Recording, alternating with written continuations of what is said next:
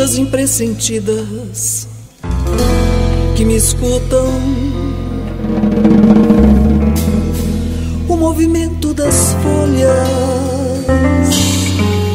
o silêncio de onde acabas de voltar,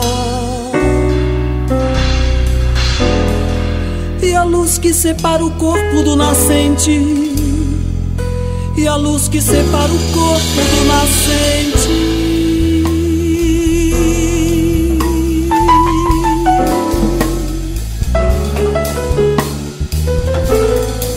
São mil coisas impressentidas que me escutam. São mil pássaros assustados, assustados, tuas mãos que descobrem o convite da terra. E os poemas como ilhas submersas, e os poemas como ilhas submersas.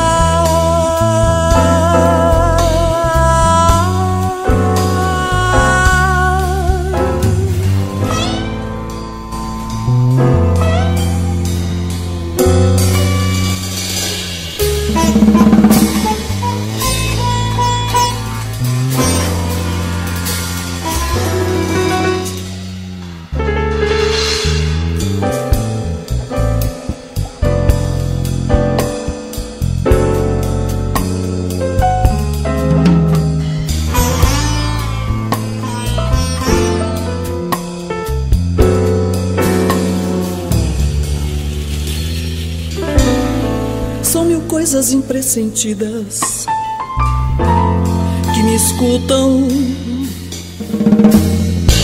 Sou eu apreensivamente solicitado pela inflorescência, descoberto